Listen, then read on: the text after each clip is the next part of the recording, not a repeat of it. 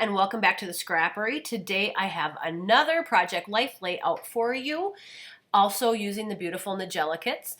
Here I've got a piece of 4x6 of that beautiful dark blue butterfly patterned paper from the kits.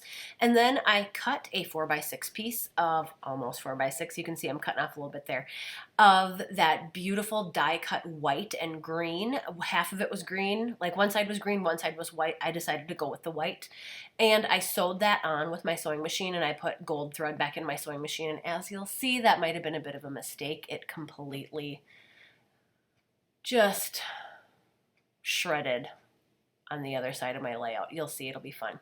So that dream wood veneer is actually from, I think, the Lily kits. And I glued that on with some Tombow Mono Multi, and I'm also using up the last few little bits of my Maggie Holmes Gather tiny word stickers. I was pretty excited about that.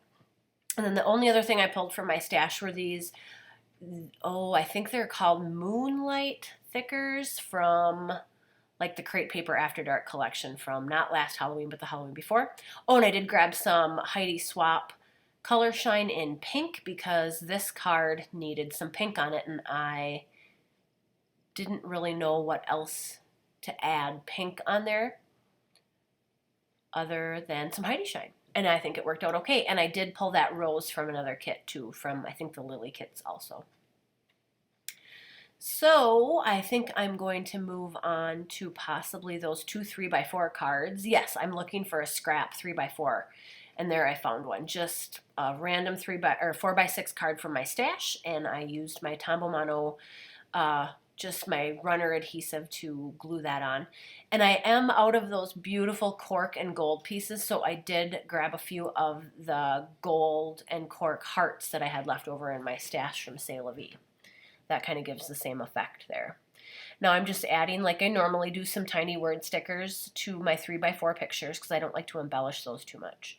And then I just used a little ripped off cut from the Project Life kit and grabbed one of the beautiful gold paper clips from the kit, and then one of the labels from my stash, and I just stamped the date, which was July 17th to 23rd. That vellum heart is also from the Lily kits. And then that rose is one of the rub-ons that I just rubbed onto white cardstock and fussy cut around. And then that wood veneer is also from one of the previous kits, either the Valentine kit or the Lily kit, which were the birthday themed ones. Now I grabbed a doily from the kit, and I just glued that on with some of my runner adhesive, and I'm sewing around all four edges with my sewing machine, which is still at this point behaving. It won't go totally wonky till the other side of my spread. And then I'm just cutting off my extra thread, gluing on my picture. That's a 3x4 of my husband. He went to Kentucky for work, and they toured some of the distilleries down there. He had a fun time with his guy friends down there. They ate at a lot of really fun restaurants too. And then I'm just stamping the date on a label about when he was there. And I stamped July 12th. Then it was July 21st. So I had to grab another one, but that's okay. I'm just going to stick that on too. And I'm going to embellish with a rose that was a rub-on that I also rubbed onto just like plain extra white cardstock. And I am so proud of myself. I am using up those enamel dots from the past kits too. And then here I'm just grabbing that pink Heidi Shine and giving it another splatter of the pink. And now I'm doing kind of a Missy Widden technique. I just grabbed a little piece of tissue and I'm kind of absorbing the extra. Okay, here is the right side. I am grabbing a 4x6 Fuse Becky Higgins pocket, and I'm putting some of the beautiful exclusive sequin mix in there that Ronell created. And I also added a little bit of iridescent star sequins just to add a little bit of more interest. And here is where my machine decided to go crazy. My bobbin ran out and my thread completely shredded at the exact same time. So I re-threaded the machine not knowing that my bobbin was shot. And I did somehow manage to get it all put back together and not waste that 4x6 fuse pocket flip thing. So I was pretty proud of myself. My mother-in-law, coincidentally, on Saturday ordered me 100 white pre-wound bobbins. There they are, just in the nick of time. So I'm contemplating how on earth to get those into my machine because they're just basically a raw bobbin. But I did manage to get them in, and I did manage to line it up exactly. So the holes that the needle left, I was able to sew over exactly and make it work. That is a great thing to do, especially when you don't have a scrapbook store nearby and it's the middle of January and it is snowing and or freezing rain outside. So I was pretty proud of myself for getting that done. And there we go, all fixed and looks lovely. So now I grabbed another one of the wood pieces from the Lily kits, and I'm using some red line tape to adhere that on the back or on the front of that flip pocket. So it's going to say "So Lovely," and I did use some of that beautiful kind of dark teal baker's twine that Rennell included in the kits. And now from the cut apart sheet, I grabbed the kind of dark pink one that says, let's see what it says, Dream Big or something. And I just ran that through my sewing machine 3 times underneath each word just to add a little bit more interest and texture. And then I'm going to also embellish that card with some of the enamel dots. And like I said, I'm so proud of myself for using up a lot of the enamel dots from the earlier kits too, because there is so much in these kits, it's hard to get used up every month, even with 4 or 6 projects or whatever I make.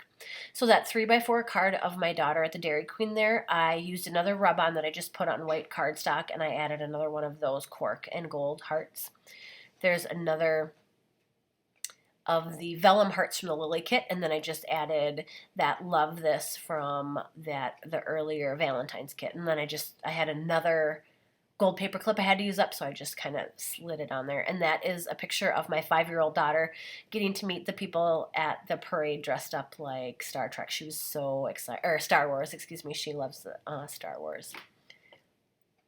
So now I am just going to embellish this last 4x6 card on the bottom in a very similar manner to the one of my husband at Jim Beam, because I like to repeat elements on both sides of my spreads. It adds like a sense of balance and a sense of cohesion, I think, between the 2 sides of your spreads. You don't want them to look like they were made by 2 completely different people on different days. Like, I don't mind scrap lifting myself from one side of the spread to the other.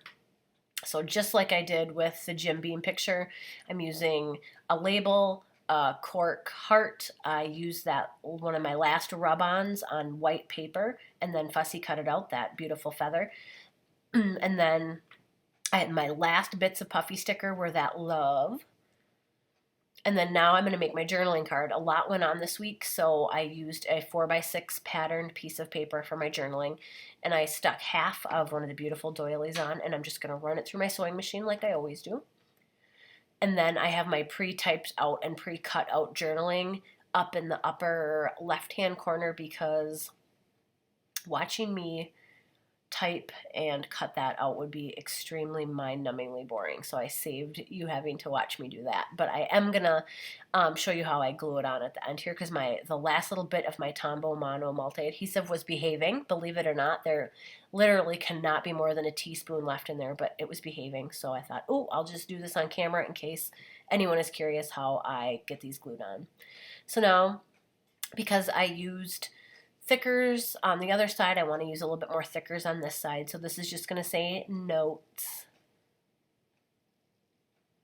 And then I'm just going to embellish a little bit with some tiny word stickers and one of the rub-ons that, like I said, I rubbed onto white paper and just fussy cut out. And then here I'm taking everybody away so you can watch me glue on. There's no great mystery. It's just the thinnest little strip of Tombow Mono multi-adhesive. And I like that because it gives you a little bit of give when you first put it on. You don't have to really settle with where exactly you put it. You have about, a 1/4 of an inch either way about if you need to move it around or not. So this is going to do it, ladies. This is week 30 completed. I am going to show you a bunch of close-ups here at the end.